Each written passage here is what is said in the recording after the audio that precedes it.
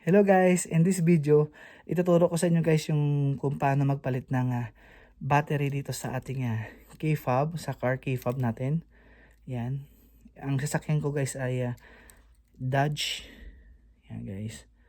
Dodge Durango 2021. Ayan. Bali guys, binasa ko na yung manual, owner manual nito guys. So, alam ko na yung kung anong battery ang bibili natin.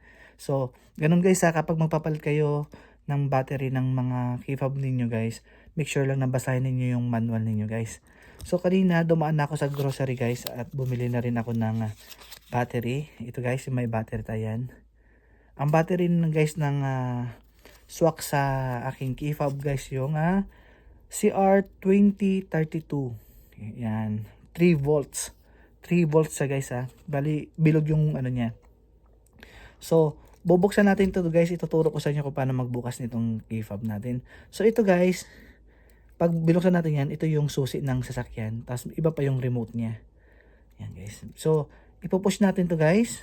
Ito, nakikita nyo to guys, itong yung button na yan. Yan. Ipupush down natin guys. Push down. Tapos, hilahin lang natin. Yan guys. Na-push down ko na guys. Tapos, hilahin lang natin. Yan. Ito yung susi. Oh, susi. Ito ang ating susi guys ng sasakyan. So, kung nakikita niyo guys, mayroon siya yung pinanggalingan ng susi ito sa ilalim. Ito, pinanggalingan ng susi ito guys.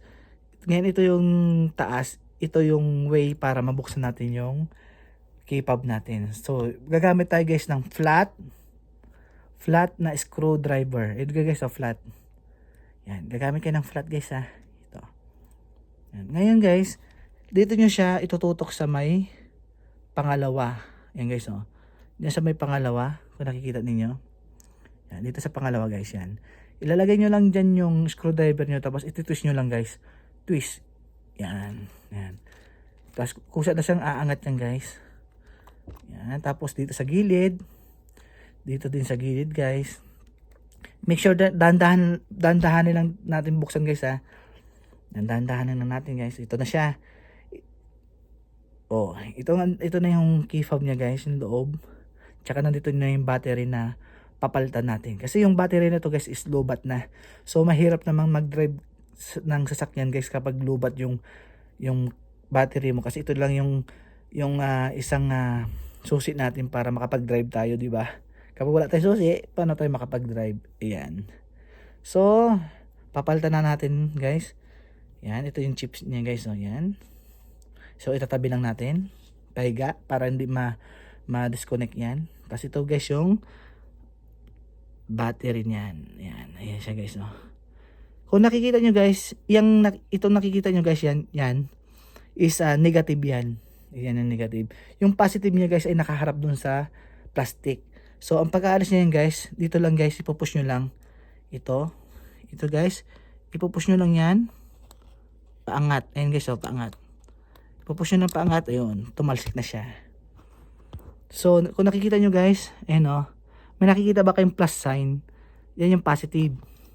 So, dapat, yung positive dito guys, kung nakikita nyo may plus yan, ayun may plus, dapat plus din doon. Yan. Ganyan siya guys. So, ito na yung, yan, itatabi natin. Kasi di na, yan, luma na yan. So, papalitan natin siya ng bago. Ito, mayroon tayong bago guys. Yan. Mayroon tayong bago. So ito guys, ang ating bagong battery. Yan. So ito ang ating bagong battery guys. Yan. Ngayon, ilalagay na natin siya dito sa ating fob. Yan. Ang gagawin natin guys, nakikita nyo ba yung parang dyan, yung stainless na parang letter C? Ayun guys So, ipupush nyo lang guys muna. Uunan nyo muna ganyan. Yan. Ipupush nyo muna ganyan sa pailalim. Saka nyo ipupush ganyan. So, ganyan siya guys. Ganyan lang kadali. Ipupush nyo lang ganyan.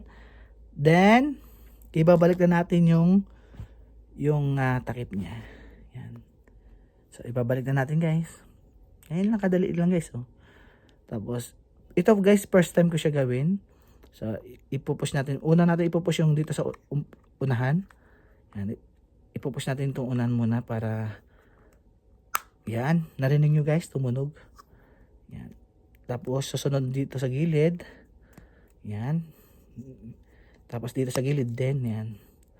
Make sure guys na okay siya.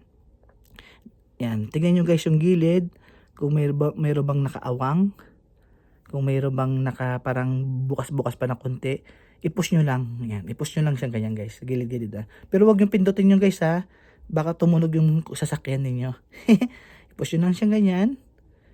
Then ilalagay na natin yung ating susi. Ito guys, ibabalik din natin yan. Yan. Ito guys, oh. Yan. Ibabalik na rin natin yung susi natin sa loob. Sandali na yung susi natin. Yan. Okay, nag-lock. Narinig nyo guys? Ayan. Gaya lang kadali guys, magpalit ng key fob battery sa ating yan, key fob. Yan guys na. So, full charge na ito guys. So, iti-testing natin yan sa labas mamaya kung gumagana siya. Pero alam ko gagana ito guys. Ayan. So nakatipid tayo guys, hindi na tayo pumunta ng kanyang sa mismong Dodge para palitan yung ating battery. So nakasave tayo ng ilang dollars sa pagpapalit pa lang ng key fob pa lang nito. Yan guys. Thank you for watching. Sana may natutunan kayo guys. Yan, ganun lang kadali. Bye bye. Thank you.